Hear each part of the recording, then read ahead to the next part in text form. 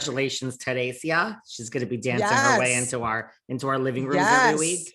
Yes. Yes. Yeah, it was really interesting. A couple people sent her interviews because she was on the stage and they were interviewing her. I mean, congratulations, Teresa, but you got to get some speech lessons because she can't even still answer questions. It's all these years and she's just stammering all over herself, like, relax, answer the questions. It's wow.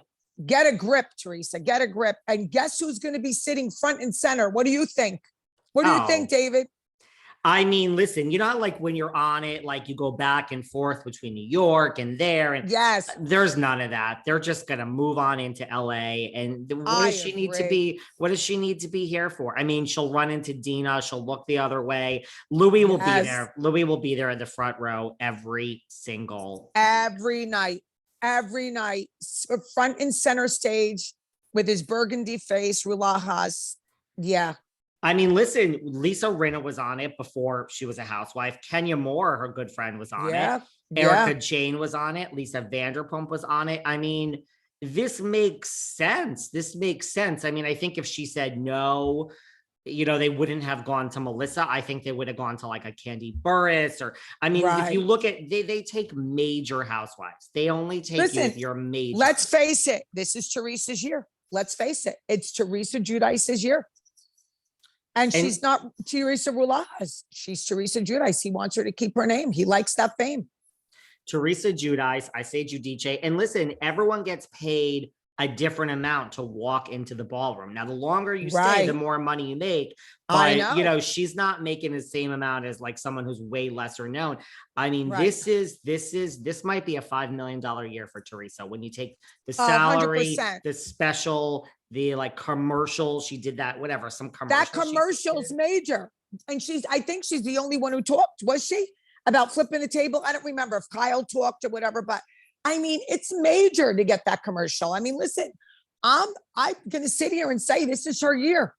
It is what it is. This is $5 million. And you know what? She's the cash cow, but yet she has no prenup. There's no prenup. And it's $5 million now. And he'll say, well, I sat in the front row. I mean, 1000%. And I filmed had with a her. Job. Right. I used to have a job and I don't have a job anymore. Because of the show, because of Teresa. That's what Jason Hoppy said to Bethany. And I mean, and he was right. Listen, he made the deal for Bethany. He left his job. There was no job anymore. So how long did that divorce take? 10 years? Was it 9 years? Absolutely. That was crazy. And yet we're criticizing Teresa. We're not trying to help her. Girl, we're just trying to help you. Yeah. Well, listen, that ship sailed.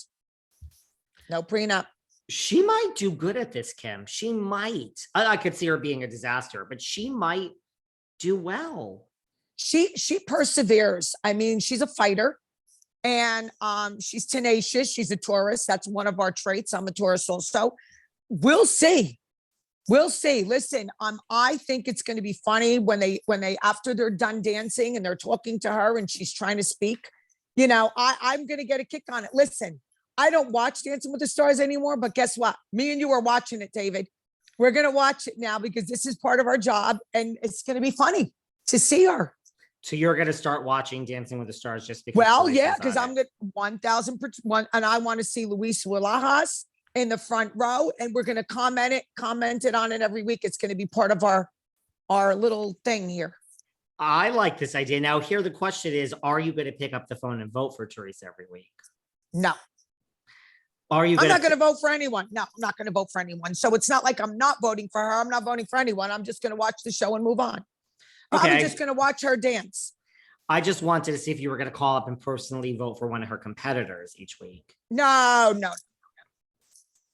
We are going to watch and we're going to talk about it and think about the outfits. Like, remember when she was in that bodybuilding competition? Like Teresa, when she buckles down, man, buckles down, she might get far in this competition. Let's go. The farther she gets, the more we're going to be able to comment on it.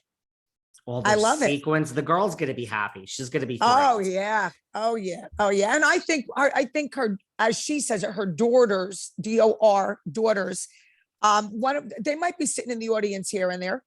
You know what I mean? I want to comment on something, and I know I'm going to get a lot of slack on this. I know it.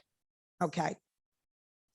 There is no chance in hell if I had a 21-year-old and an 18-year-old daughter in this day and age, the way things are in the world, they would be traveling in Spain, in Italy, and this by themselves. Her two daughters, Gia and Gabriella, to me, they're babies yet. They shouldn't be on their own. The world is crazy. Things are happening. She just lets them like do whatever they want. I know they're 18 and 21, but you could still put your handle on it. The 13-year-old must be raising herself because she's out. She's been away for like a month and a half. Now she's doing Dancing with the Stars. I don't approve. I'm sorry. And you could all give me slack.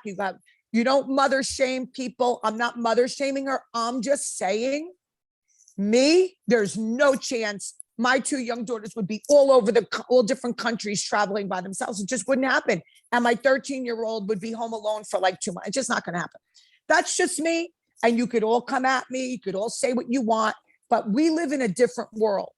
And this world, I mean, look at this poor jogger, jogging. She's a teacher, whatever. Look what happened to her in her own hometown. These girls are young and they're impressionable and they're babies and they're traveling around the world by themselves now. So I had to say that it was stuck in my craw, David. And it bothers me. It bothers me. I know these girls. It bothers me. So that's it. That's my Teresa, Giudice, Rulajes. I like Giudice. Well, the last time something got stuck in your craw was Margaret and you were coming after her. So I'm happier that this is now stuck in your craw. This is why we're friends. This is why we're doing a podcast. Guys, you would be bored if Kim and I agreed on everything. We respectfully, completely disagree on this. I mean, granted, I studied and I was unpopular and I got straight A's and I got a 4.0 and then I went to college and got a 4.0 and then I went to law school. So, but my sister wasn't. She was we were really like, do whatever the fuck you want. Really. I know, but that was then, David. Me too. That was then. We live in a different world now, David.